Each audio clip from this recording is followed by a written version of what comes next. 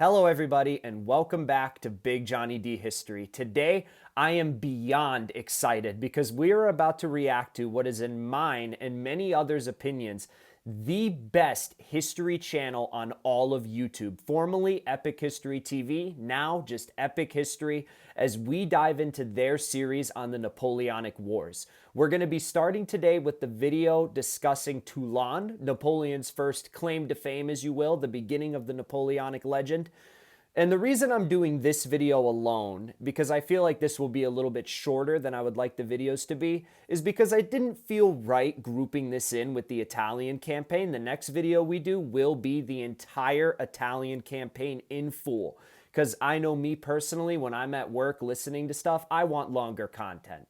But we're going to start off with Toulon as a solo effort here.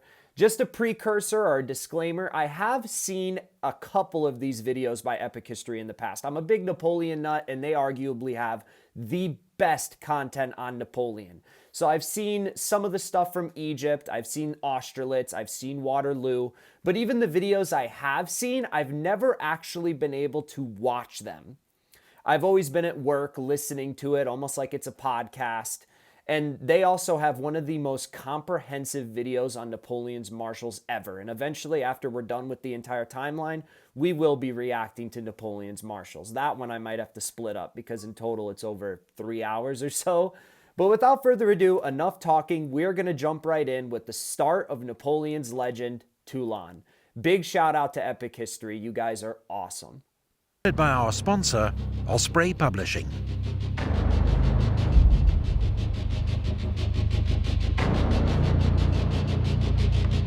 Even the direct quote from Napoleon, it was in Toulon that my reputation began, and that is absolutely true. Before that, Napoleon was just a brigadier general, or yeah, I believe he was only promoted to brigadier general. He was making his way up in the military ranks, but he had absolutely no claim to fame up until this point. In the summer of 1793, the French Revolution was entering its fourth year, and France was on the verge of anarchy. In Paris, political extremists had seized control of the revolution. They guillotined the king and imposed... The Jacobin Party and Robespierre and Danton and all of these individuals, it almost justifies the coalition wanting to go to war with France. Because if France just had a revolution, they overthrew the king, let's say he got exiled, went to go live in Britain, which a lot of the royal family did end up doing. Even Marshal Ney later in his career after Napoleon was exiled the first time and abdicated the first time, he even made a comment about them sipping tea in English gardens while he was out fighting for France. So they did end up going to England. If the revolutionaries and the Jacobins in particular didn't take it as far as they took it with especially executing Marie Antoinette because she was actually Austrian and had married King Louis XVI as a form of an alliance between Austria and France, I don't believe that the coalitions would have went to war. Or it's highly debatable. Let me know what you think in the comments below. Would the coalitions have still went to war with France had they just had their revolution and didn't, you know, guillotine a bunch of people and have the reign of terror and take out Marie Antoinette and King Louis? Or did they end up? Yeah, they did take out King Louis. They just said that. But do you think they would have invaded? I'm not so sure. A reign of terror that dealt summary justice to all suspected enemies of the revolution. Or really just anyone they didn't like. Hoping to unify the new republic, France's leaders had declared war on the Habsburg Empire. But the conflict quickly widened, and soon France was facing the combined might of Europe's leading powers, determined to stamp out her dangerous political experiment. Meanwhile, whole regions of France had come out in open revolt, horrified by the new extremism of the revolution. In August, the Republic suffered a further, potentially fatal blow, when the city of Toulon joined the revolt. Toulon was France's largest and most important naval base in the south, home to a third of the entire French Navy. And the French Navy, while not being the best in Europe, was the second best in Europe. And when you have a third of your navy being held up in Toulon, when you're facing the naval superpower that is Great Britain, you're going to need this city back. But now rebels welcomed their old enemy, the British Royal Navy, into the port, led by Admiral Lord Hood, aboard HMS Victory. Just a quick comment about HMS Victory. I'm sure that's going to be a ship name that we will hear repeatedly while going throughout this series. The HMS Victory was Britain's first operational warship, I believe, and was the flagship that a certain Horatio Nelson ended up using to sink Napoleon's fleet at the Nile. It was also the ship used in the Battle of Trafalgar, which shut down the idea of a Franco-Spanish invasion of Britain or having any sort of naval superiority. HMS Victory, very famous ship. I believe it's on display in Britain somewhere. I believe you can go and see it. Extraordinary coup. Without a shot being fired, the Allies had crippled French naval power in the Mediterranean and gained a vital toehold on the French coast. All French forces in the area were immediately diverted to face this new threat and lay siege to the rebel port. 19,000 troops in all.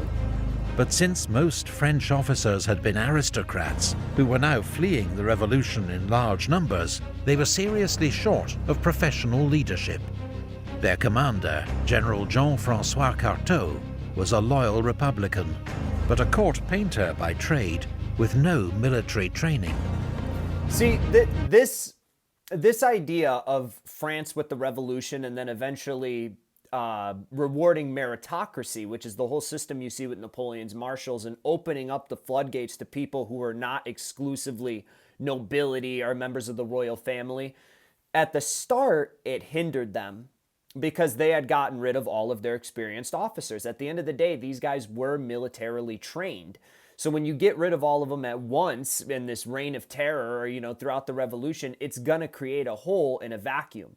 Eventually, that vacuum would be filled, and maybe even 10 times better than it originally was under the nobility and the royalists, because when you have this pool of people that you could pick from for leadership that's over 30 million people, which is what I believe to be France's population at that time, when you have a pool of over 30 million people to choose from, and the other countries only have the nobility to choose from, which one do you think is going to turn out better results? It would be like a country with 100,000 people. There might be some smart individuals there, but if you were to take the 10 best people from a country of 100,000 versus a country of 100 million, the odds are that the country that's larger with the more people is going to end up having better minds, greater minds. So at this current moment, it hurt France, and which is why I believe at the beginning they started to lose the war, but as time went on, the army just ended up getting better and better and better because they had such a large pool of people to choose from. Matters worse, one of his few professional officers, his artillery commander, Colonel Martin, had been badly wounded on the approach to Toulon. Antoine Salicetti, a Corsican deputy of the National Convention in Paris, recommended as his replacement a fellow countryman, a 24-year-old artillery officer who was passing Toulon en route to the front, named Napoleone Bonaparte. You could see at the bottom there Napoleon's original spelling of his name, Napoleone with an E at the end, and Bonaparte with a couple of the letters at the start there, and most notably the U and the O being switched out.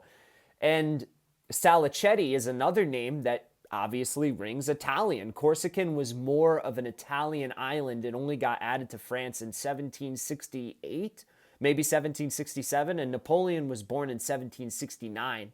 He only ended up changing his name to Napoleon Bonaparte once he wanted to make his way into the hierarchy of France. Originally, Napoleon was somewhat of a Corsican nationalist, but anyway, that's a little off topic. Let's get back to it. Or Bonaparte. Bonaparte was a professional soldier, but he'd seen almost no active service. Nevertheless, Salicetti was impressed by his manner, and most of all, his politics. Bonaparte had just written a political pamphlet, a short story about a young artillery officer who berates his fellow diners for their disloyalty to the Republic. It may have been influenced by himself. General Carteau thought it wise to accept Deputy Salicetti's recommendation.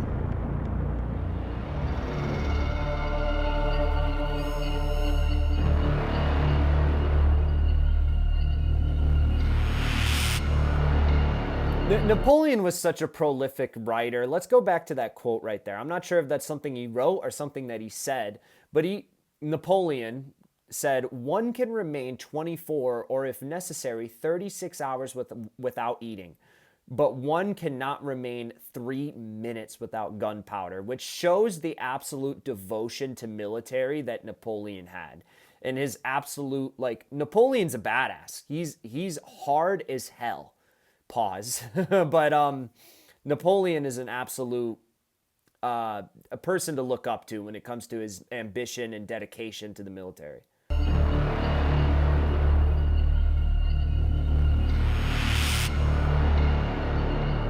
The great port of Toulon was well defended by city walls and a dozen outlying forts and redoubts.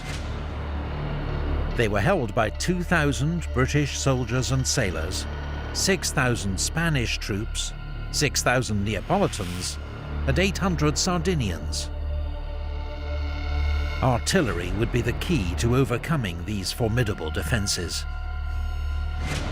But when Bonaparte was put in command of the artillery on the 16th of September, he found himself with few cannon, not enough trained gun crews, and a shortage of gunpowder and shot.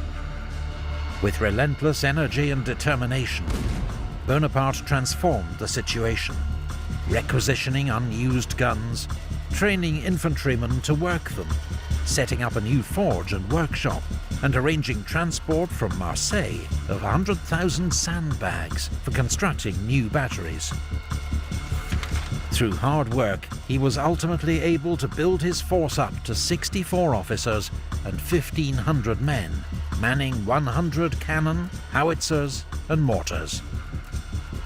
Within so you days, can see Napoleon, Bonaparte had and established... in the photo that they showed, you can actually see Napoleon loading the cannon himself, which was something he typically did.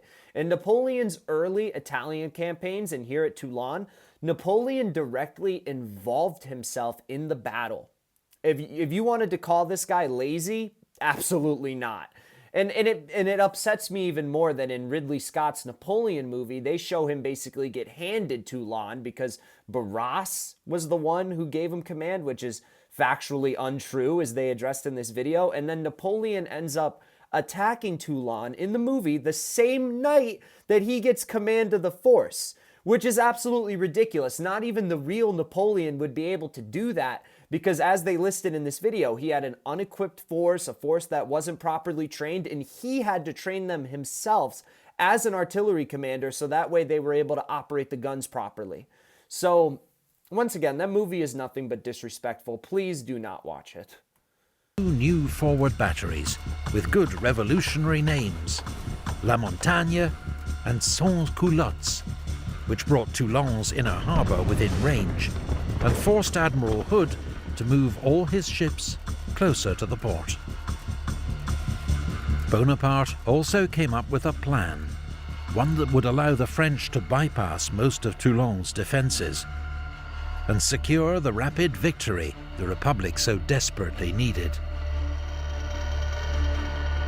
Bonaparte argued that if Fort L'Aiguillette could be captured, which looked out across the harbour, he could fill it with heavy guns and shell the British and Spanish fleet at anchor.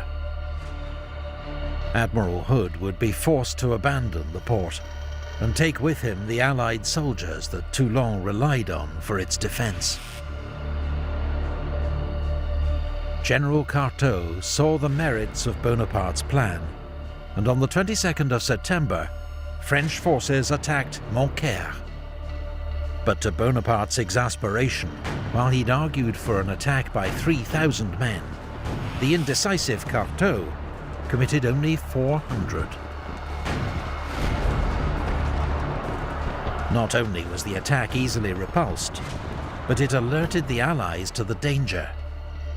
Within 48 hours, they'd reinforced Montcaire with thousands more troops. I just have to pause for 1 second to compliment Epic History's visuals here. Like, you could see the one French brigade that's near Napoleon's flag there that attacked. You could see it's a little cracked, a little dented, to indicate that they did have some casualties during this attack. And then the British rebuilding the fortifications, you see the hammer come in, you see the other brigades come in from closer to the water.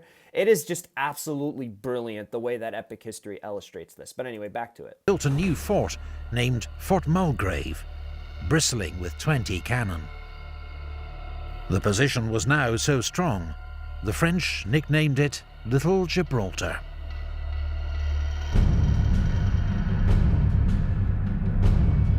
There is only one possible plan: Bonaparte's. Finally, in mid-November, an experienced professional soldier arrived to take command of French forces, General Dugommier.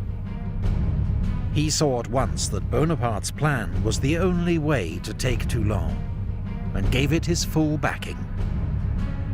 Bonaparte, promoted to major, got to work, overseeing construction of several Wow, more... he wasn't even brigadier. Okay, he must have got the promotion to brigadier general after Toulon, or maybe that was after the whiff of grape shot in 1795. I'm really not that sure. Somebody let me know the timeline of Napoleon's promotions in the comment section, please. I should know that, but for whatever reason, it's slipping my mind. But as you can hear in the video, he just got promoted to major as Dugommier, who is a veteran and experienced soldier, I believe, in the 7 Years' War. Yeah, that sounds right to me. Somebody can correct me if I'm wrong. I don't know everything. That's why we're watching these videos, to learn. But that was the endorsement that Napoleon needed to finally get his way, because the cautious general that was there before didn't have the full support. But a military expert comes in and says, yes, this is the way to go. It's the only way to go. Otherwise, we're screwed. That's going to be a pretty persuasive argument. In preparation for the decisive assault. One forward battery was so exposed to enemy fire that men refused to be sent there. So Bonaparte renamed it La Batterie des Hommes Sans Peur, the battery of men without fear. And suddenly... That's the first instance that you can see of Napoleon being able to craft things and give titles to things that made it have more meaning than it ever should. Because at the end of the day, these are frontline soldiers who are in an exposed position and they don't want to fight. But Napoleon calls it the battery without fear, and all of a sudden people want to do it. That's why you see Napoleon be so successful in the future with giving people the title of Duke or the title of Prince of certain regions, or Count, or even in some cases with Murat, King, and giving these people these titles that make them feel incredibly important while still remaining in charge and a great leader. There was no shortage of volunteers.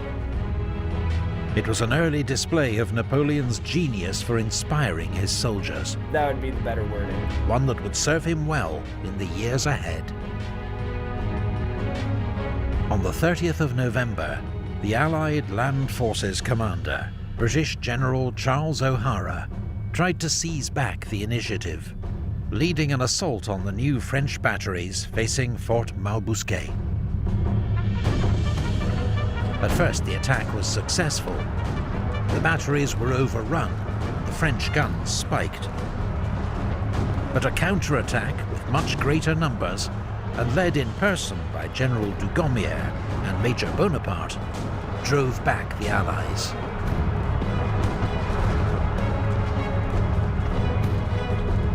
General O'Hara himself was shot through the hand and captured. 12 years before, he'd surrendered to George Washington at Yorktown during the American War of Independence. Now he got to surrender to Napoleon Bonaparte. He must be the only person in history who had been in direct combat against Napoleon and George Washington as a commander. That is absolutely insane. Imagine having your name engraved in history in two major events against two of the most famous and well-regarded historical figures in the history of history. It's a pretty good consolation prize for being a two-time loser in O'Hara's case.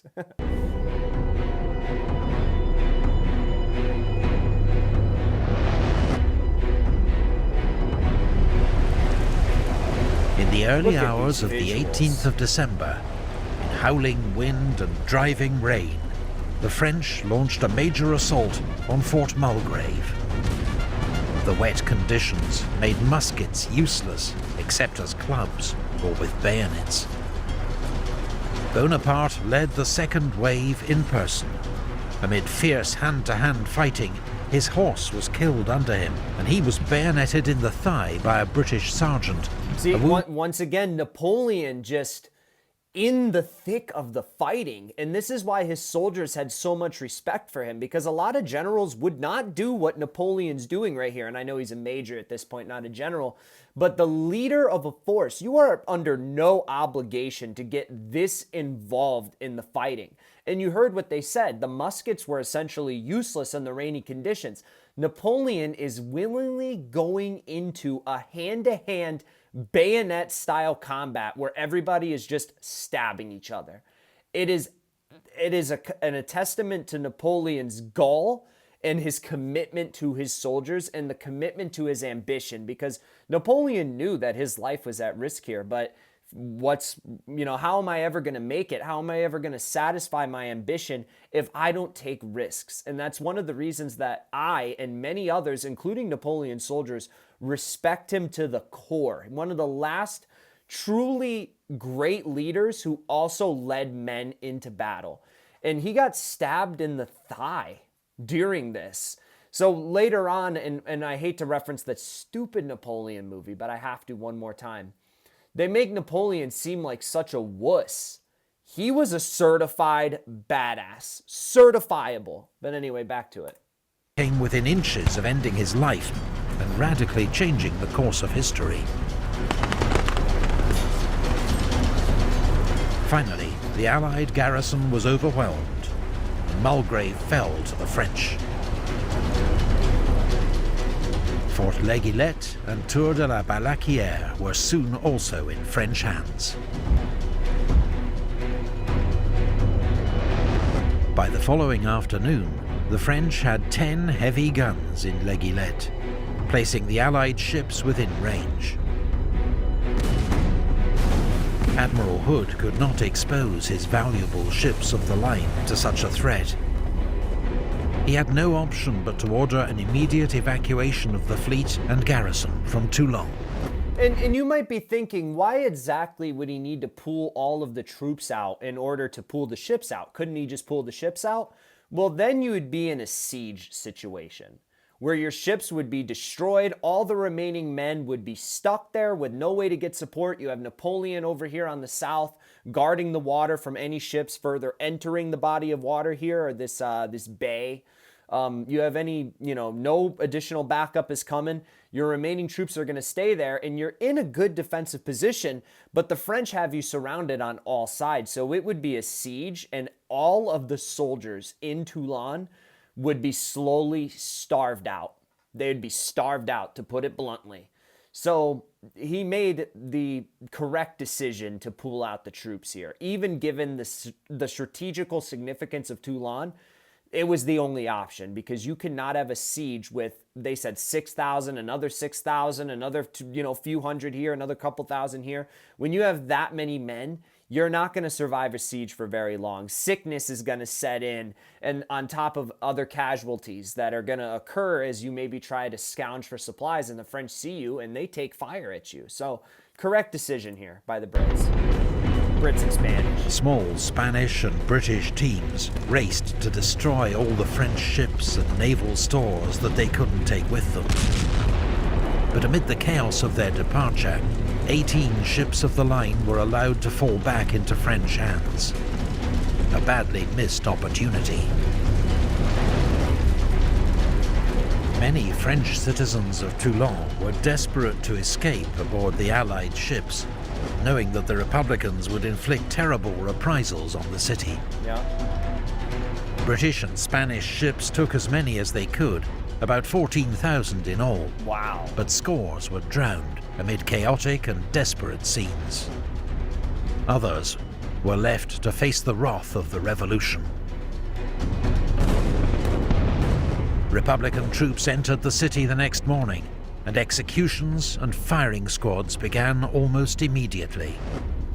For the next 2 weeks, about 200 were executed every day. Oh. Allied propaganda later blamed Bonaparte for the atrocities, but there's no evidence he was directly involved. And I don't believe that Napoleon was directly involved. There's a certain incident in Egypt where Napoleon did participate in executions, but I don't believe that was something he wanted to do, more of something that he had to do. And I hate to say that, because human life should be valued absolutely, and any display of cruelty in that way should be condemned. And maybe Napoleon did have other options. Maybe I'm giving him the benefit of the doubt, letting my bias show a bit. But in this situation, regardless of if Napoleon had a hand in it or not, the Republican government that was in charge at the time, being Robespierre and Danton, they were going to commit reprisals regardless. So I guarantee you a lot of these soldiers were following orders that came from way beyond Napoleon. They were trying to set an example.